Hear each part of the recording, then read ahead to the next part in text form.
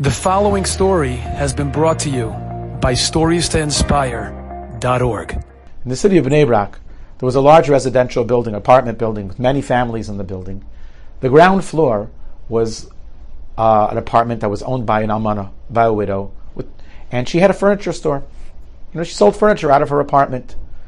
And what she would do is she would get one of her workers each morning to take some of the furniture, a couch, a love seat, a sofa, an armchair, and place it in the chutzner, in the small courtyard right next to the street. So when people walking by would say, that's a really nice couch. I wonder how much that cost. And they would come in, and that was one of the ways that she attracted sales. The problem was that the people in the building were not thrilled with that. I mean, the courtyard of the building doesn't belong to you. It belongs to all of us. And none of us moved into here to have a furniture display in our courtyard. And therefore, they told the woman, you have no right to do this. She says, what do you mean? But it's my only way to make parnasa. A lot of my sales come from people that walk by. Please have rachmanis. I'm a almana. She's a widow. But that some friction developed and a fight broke out.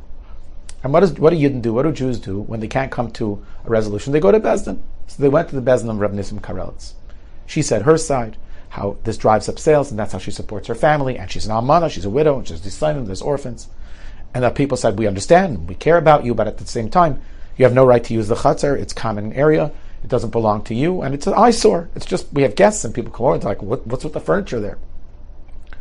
And Mr. Karelitz listened carefully to both sides, and he paskened, and he said to the widow, I would love to accommodate you, but al pi halacha, the courtyard doesn't belong to you. In order for you to be able to put your furniture in the courtyard, you need to get the consent of every single person who is a shutef, who's a partner in this courtyard. And I'm sorry, you can't continue using it unless they all agree. But then he turned to the parties involved, and he said, listen, you're right that by the letter of the law, she has no right to put her stuff there, and you can tell her not to. You can protest. But she's an almana, she's a widow. And even if she wasn't, it's her livelihood. It's chesed. And as Jewish people, we're rachmanim, b'nei rachmanim, we're compassionate, and we're merciful people, and we're kind people. I suggest that you have a discussion amongst yourselves. And maybe, just maybe, you could find it in the recesses of your hearts to go above and beyond what halacha says. And become balei chesed, people whose lives are steeped in kindness, that think about another person before themselves. It'll only bring you bracha. It'll only bless you.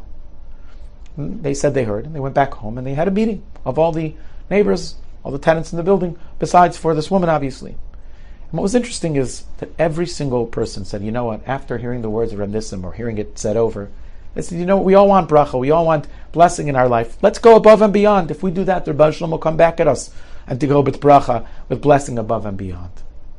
But there was one person who lived a few flights up from the courtyard, so he saw the courtyard every time he came out to his porch, he was able to see, the furniture. He says, I'm sorry. He says, we have halacha, we have Jewish law, we have the Shulchan Aruch. The Shulchan Aruch paskin says she's wrong, and that we're right, and she has no permission to put it there. And I'm sorry. It's nice to do chesed, and there's chesed organizations for chesed, but there's bezdin for psak halacha. And therefore, it's not a discussion. I'm sorry. I am not willing to give in, and she has no right. She better take her stuff away. They didn't have a consensus. What were they supposed to do? And they went back to the woman. They said, I'm sorry, I have to move your stuff. She said, okay, I will, maybe. And she didn't do it, the truth is. She didn't do it. And every time this fellow would walk by, he was very angry at her, and sometimes he would say something. A few months later, this fellow who didn't want to be mevater, who didn't want to concede, who didn't want to go above and beyond, his child was on his mirpeset. His child was playing on the porch and started climbing up the railing. And sadly, somehow wiggled through 2 of the iron rails and fell down 3 flights of stairs into the courtyard. And the child would not have survived. There would have been a levaya that day.